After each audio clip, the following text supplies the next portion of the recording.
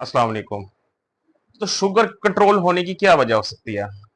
लोग परहेज भी कर रहे हैं, आप डाइट भी ठीक ले रहे हैं, इंसुलिन भी लगा रहे हैं, मेडिसिन भी ले रहे हैं, वॉक भी कर रहे हैं, एक्सरसाइज भी करते हैं, फिर भी कुछ हजरात ऐसे हैं जिनकी शुगर कंट्रोल नहीं होती, हाई की हाई रहती है। उसकी क्या वजह हो सकती है?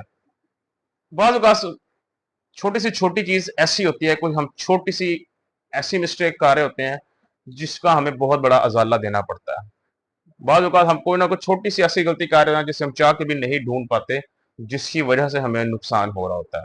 तो आज मैं आपको किसी ऐसी चीज के बारे में बताऊंगा जो हम रोजमर्रा की जिंदगी में इस्तेमाल कर रहे हैं, जिसकी वजह से हमारी शुगर ठीक नहीं हो रही, हमारी शुगर लेवल नीचे नहीं आ रहे। तो आज मैं उन चीजों में से एक चीज के बारे में आपको निशानदेही करूंगा और फिर उसके बारे में आपको यह बताऊंगा कि उसकी जगह आपको क्या इस्तेमाल करना पड़ेगा। तो इसमें दोस्तों अगर देखा जाए, मैंने आपको कल के लेक्चर में बताया था कि इंसान ने अगर किसी मसले को खत्म करना है तो उसके लिए एक ही चीज जरूरी है, उस मसले की जड़ तक पहुंचा जाए।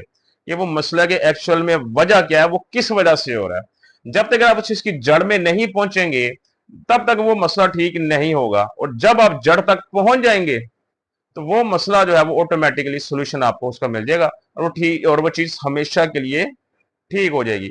इसी तरह इस शुगर को कंट्रोल करने के लिए उसकी जड़ तक पहुंचना जरूरी है कि इसकी वजह क्या है, ऐसा क्यों हो रहा है। शुगर होने के पीछे और शुगर कंट्रोल ना होने के पीछे दोस्तों एक ही वजह है आपकी, और वो है आपके जिस्म के अंदर इंसुलिन की मजामत, जिसको हम लोग इंग्लिश में इंसुलिन रेजिस्टेंस कहते हैं। इंसुलिन रेजिस्टेंस ये होती है कि जब हमारी बॉडी के जो सेल्स होते हैं, हम जो खाते हैं कार्बोहाइड्रेट्स, वो हमारे जिस्म के अंदर जाकर एनर्जी में कन्वर्ट हो जाते हैं। एनर्जी में कैसे कन्वर्ट होते हैं? जब वो कार्बोहाइड्रेट्स ब्रेक डाउन होकर शुगर में कन्वर्ट होते हैं, तो वो हमारे जिस्म के जो खुलियात हैं, सेल्स हैं, वो शुगर को अपने अंदर स्टोर करते हैं, जो इसको बाद में एनर्जी के तौर पे इस्तेमाल किया जाता है हमारे जिस्म में।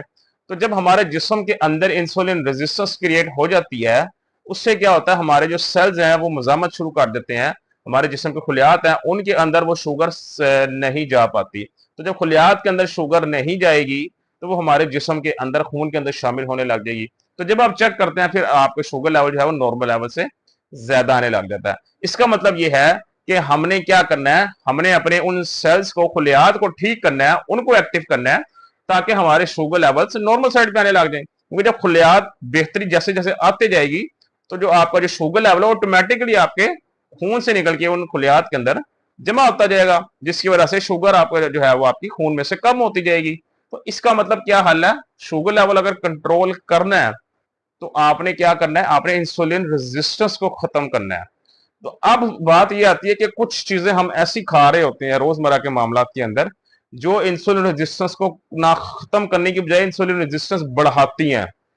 कुछ चीजें जिनकी वजह से इंसुलिन रेजिस्टेंस हमारी बॉडी में हुई होती है, वो उसको चीजें मजीद बढ़ा रही होती हैं उसको खत्म करने की बजाय। ऐसी कुछ चीजें होती हैं, और उसी वजह से आपकी शुगर लेवल कंट्रोल नहीं हो रही थी, क्योंकि इंसुलिन रेजिस्टेंस उन्हीं चीजों के मुसलसल इस्तेमाल से आपकी शुगर कम नहीं हो रही होती। तो क्या इसमें क्या चीज आप सोच सकते हैं, क्या हो सकता है? चीनी? नहीं, चीनी भी नहीं है। Bakery items? नहीं। मैं जिस चीज की बात कर रहा हूं ये शुगर से भी ज्यादा खतरनाक है, और ये हर बीमारी की एक वजह है, और वो है आपके कुकिंग ऑयल्स या सीड ऑयल्स। जी, ये जो आप लोग जितने भी सीड ऑयल इस्तेमाल करते हैं, सनफ्लावर ऑयल हो गया आपका, किनोला ऑयल हो गया आपका, मुख्तलिफ कंपनीज के जितने भी आप ये ऑयल्स यूज करते हैं, तेल जिनमें आप दरअसल खाना पकाते हैं, तो ये ऑयल हमारे जिस्म के अंदर इंसुलिन रेजिस्टेंस पैदा करता है। यही ऑयल आपके जिस्म के अंदर टाइप 2 डायबिटीज में कन्वर्ट करता है आपको।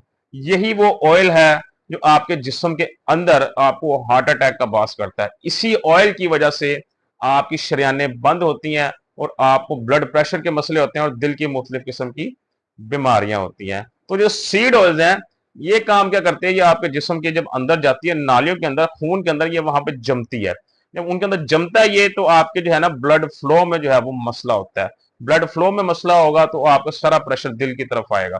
दिल पे प्रेशर आएगा तो एट द एंड जो है ना, जब ज्यादा मसला होता है तो आप एंड दी हार्ट अटैक का मसला आपको शुरू हो जाता है, दिल की बीमारियां बनती हैं। यही वो ऑयल है जिससे आपके जिस्म के अंदर इंसुलिन रेजिस्टेंस क्रिएट होती है। आपके जो बॉडी के बीटा सेल्स हैं जो एक्चुअल में शुगर को अपने अंदर कन्वर्ट करके डाल के एनर्जी के तौर पे इस्तेमाल करते हैं, ये उसके जो है ना परफॉर्मेंस को खराब करता है। ये सेल्स की जो है वो डैमेज करता है सेल्स को, जिसकी वजह से उन खुलियात के अंदर शुगर नहीं जा पाती और आपको टाइप 2 डायबिटीज हो जाती है। तो आप जब रेगुलर बेस पे इन्हीं कुकिंग ऑयल्स को इस्तेमाल करते रहेंगे, चाहे आप 1 चम्मच इस्तेमाल कर रहे हैं चाहे आधा चम्मच इस्तेमाल कर रहे हैं, आप अगर इनको रोजाना की बुनियाद पे इस्तेमाल करते रहेंगे तो आपकी शुगर कभी ठीक नहीं होगी। क्यों? क्योंकि ये इंसुलिन रेजिस्टेंस को नहीं ठीक होने देगा आपकी जिस्म के अंदर। जिस जो मेन वजह शुगर होने की आपकी, ये उसी को वजह को बढ़ाता जाएगा, तो कैसे शुगर कंट्रोल होगी? तो इसका मतलब यह है कि अगर आपने शुगर कंट्रोल करनी है तो चीनी तो आपने छोड़ी हुई है, लेकिन आपको अपना कुकिंग ऑयल भी बंद करना पड़ेगा। अगर आप कुकिंग ऑयल को बंद नहीं करेंगे तो ये अपने साथ हजारों बीमारियां लेके आएगा। मैंने आपको पहले बताया हमारे जिस्म में हर बीमारी की वजह इंसुलिन रेजिस्टेंस है। एक मैंने आपको बताया ये दिल की बीमारियां करता है, उसके अलावा ये हमारे जिगर के ऊपर चर्बी जो है ना बनाता है। हमारे जिगर पे जितना भी फैटी लिवर है वो इसकी वजह से होता है। जिगर पे चर्बी हमारी बनाता है ये आपके जिस्म के मुख्तलिफ हिस्सों के अंदर सोजिश पैदा करता है, सोजन जिसे कहते हैं। और हर बीमारी की जो शुरुआत है वो सोजिश के साथ होती है, इन्फ्लामेशन के साथ होती है। सो कुकिंग ऑयल जो है इनको अपनी जिंदगी से बिल्कुल निकाल दें, इन्हें खाना बंद कर दें। आप अपनी जिंदगी में खुद बेहतरी महसूस करेंगे शुगर लेवल्स के अंदर एक टाइम के बाद। अब दूसरा सवाल ये आता है कि अगर ये ना खाएं, कुकिंग ऑयल इस्तेमाल ना करें, तो खाना किस चीज में पकाएं? तो दोस्तों दो चीजें हैं। एक तो यह है कि जो आप जो एनिमल से रिलेटेड खुराक है, जिस तरह आप लोग बीफ है आपका या मटन है, इनके अंदर कुदरती तौर पे मतलब एक नेचुरल फैट्स होते हैं। तो जब आप इनको कुक करते हैं तो इनके अंदर से ऑटोमेटिकली वो फैट पिघलता है तो ऑयल में कन्वर्ट हो जाता है। तो इन डिशेस के अंदर आपको ऑयल की जरूरत है ही नहीं।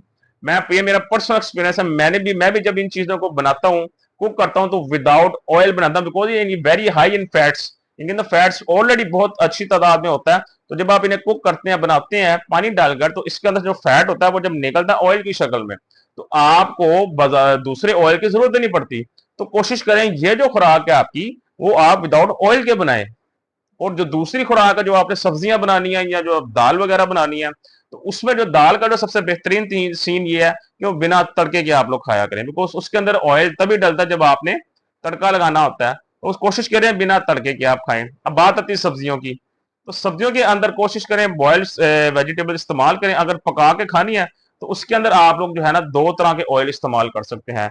एक जो है ना extra virgin olive oil extra virgin नहीं इस्तेमाल करना। एक्स्ट्रा वर्जिन सलाद की ड्रेसिंग के लिए इस्तेमाल होता है या वैसे पीने के लिए इस्तेमाल होता है। तो आपने क्या करना है, आपने या तो जो ऑलिव ऑयल है वो इस्तेमाल कर सकते हैं, या जो सरसों का तेल है कोल्ड प्रेस मस्टर्ड ऑयल।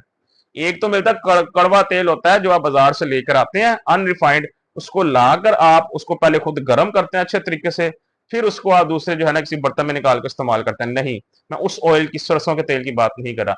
एक मिलता है कोल्ड प्रेस मस्टर्ड ऑयल, वो वाला इस्तेमाल करें। कोल्ड प्रेस मस्टर्ड ऑयल कौन सा होता है? वो ऐसा ऑयल होता है जिसको जो है वो कुदरती तरीके से उसको उसके ऊपर मुख्तलिफ उसको प्रेशर नहीं डाला जाता, उसको मुख्तलिफ किस्म के प्रोसेस से नहीं गुजारा जाता, उसके ऊपर जस्ट एक हल्का सा उसके ऊपर जो है वो वर्किंग करके उसके अंदर से ऑयल निकाल लिया जाता है। तो इसका मतलब यह है जब उसके ऊपर आपकी प्रोसेसिंग नहीं हुई होती तो उसके अंदर जितने भी इंपॉर्टेंट वाइटामिन होते हैं, मिनरल्स होते हैं जो हमारी बॉडी की जरूरत होती है, वो उसके अंदर एज इट इज रहते हैं। तो जब आप उसमें खाना बनाते हैं तो वो कोलेस्ट्रॉल फ्री होता है, वो फैट फ्री होता है, वो आपकी जिस्म की रगों में नहीं जमता, वो आपके खून के सर्कुलेशन को नहीं मुतासर करता, ना ही वो इंसुलिन रेजिस्टेंस की वजह बनता है, ना ही वो इंसुलिन रेजिस्टेंस की वजह बनता है। So cold pressed mustard oil ये इस्तेमाल कर लें आप, या आप अगर आप अफोर्ड कर सकते हैं तो ऑलिव ऑयल से बेस्ट ऑयल कोई भी नहीं है, और वो इस्तेमाल करें। ऑलिव ऑयल में भी जो है ना एक स्पेशल मिलता है कुकिंग के लिए जो अलहदा होता है, एक्स्ट्रा वर्जिन नहीं इस्तेमाल करना है। एक्स्ट्रा वर्जिन मैंने आपको बताया जिस ड्रेसिंग के लिए होता है सलाद के ऊपर,